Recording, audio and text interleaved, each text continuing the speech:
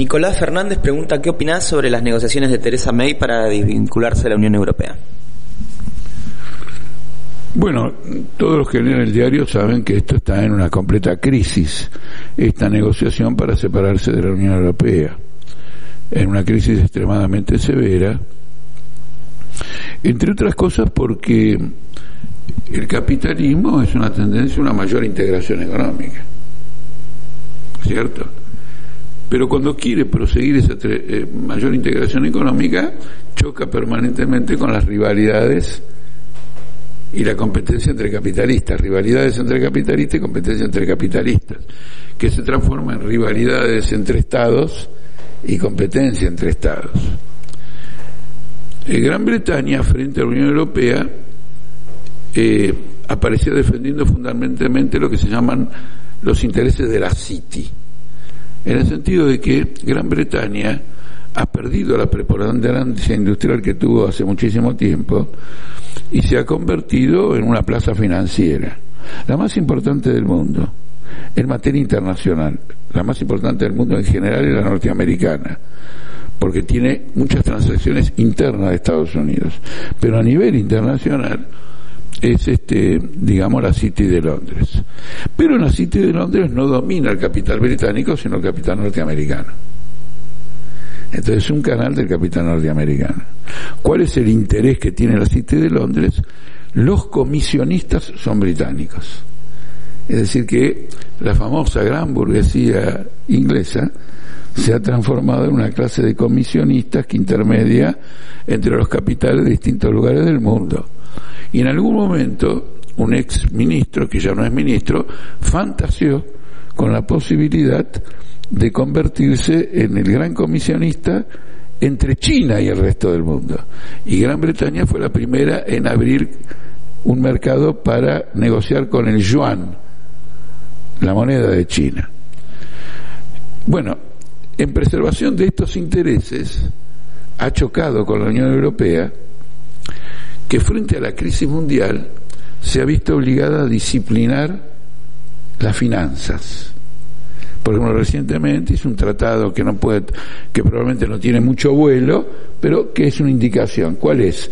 Tenemos un presupuesto común, tenemos que armar un sistema común de bancos. Y la City de Londres dice, no, yo quiero que ustedes sigan fragmentados y yo domino todo esto. Entonces, este tipo de contradicciones llevaron en determinado momento a extorsionar a Europa por parte de Gran Bretaña diciendo, mirá que nos vamos, para sacarle más. Cuando llevaron la extorsión al final, resultó que en lugar de que Gran Bretaña, el electorado, apoye el mantenimiento con la Unión Europea, le votó en contra. ¿Y por qué le votó en contra? Porque fuera de la City de Londres, Gran Bretaña está en ruinas. Hay una pobreza fenomenal, desindustrialización, falta de trabajo. Es decir, quedó expuesto el enorme abismo entre la City de Londres y el conjunto del país. Entonces, como vos te das cuenta, esta es una crisis absolutamente fenomenal.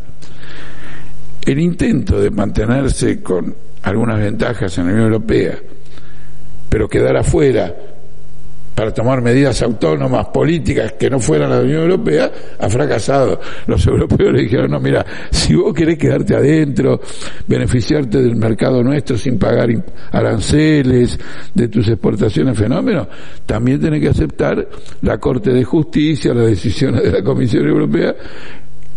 Después que se votó el Brexit no pueden aceptar eso. Quieren tener la ventaja de comerciar con Europa y no acatar los órganos de regulación y de supervisión de Europa. Es un impasse. Ante este impasse hay dos alternativas.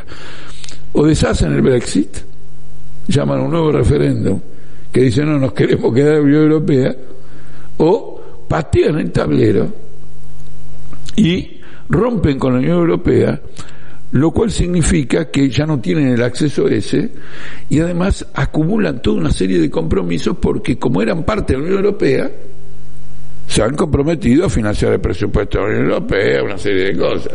Es decir, esto provocaría una crisis extraordinaria. Y volver a la Unión Europea provocaría una gran crisis en Gran Bretaña. Entonces lo que hoy tenemos es un fenómeno muy interesante, y en el futuro, si quieren, seguimos hablando sobre este tema, que es un parlamento paralizado. Por primera vez en la historia de Gran Bretaña, por primera vez en 400 años, el parlamento no tiene capacidad de decisión. Decir que el parlamento británico no tiene capacidad de decisión es decir que el Estado capitalista, sí, pero el Estado como estructura política ha dejado de funcionar. Por eso hay muchos que se oponen a un nuevo referéndum. No es que están en contra de que el pueblo vote, es confesar que el centro político del país ha dejado de funcionar. Y a partir de ahora, cada vez que haya un conflicto mayor, van a tener que llamar a otro referéndum. ¿Se entiende o no? Entonces acá hay una crisis enorme en la cual la tendencia debiera ser a que el gobierno conservador sea volteado por el Partido Laborista. Y entonces tendríamos a la izquierda, centro-izquierda, en el gobierno de Gran Bretaña, con el añadido de que dentro del Partido Laborista los que dirigen hoy son la izquierda del Partido Laborista. No deja de ser de centro-izquierda, pero la izquierda del Partido Laborista se ha presentado con un programa de nacionalizaciones y de recuperación de conquistas sociales, como cuando gobernaba el Partido Socialista durante la guerra, más o menos de alguna manera. Y eso la burguesía británica, y no te digo la burguesía mundial, no quiere saber nada. Entonces, en este momento en que el Partido Laborista debiera presentar una moción de censura, de confianza, voltear al gobierno, llamar elecciones y subir al gobierno, no lo hace. Deja que la situación se pudra y no lo hace porque si toma el gobierno, tiene que decidir si vuelve a la Unión Europea o se va de la Unión Europea, que es el hecho traumático que puede a su turno voltear al Partido Laborista.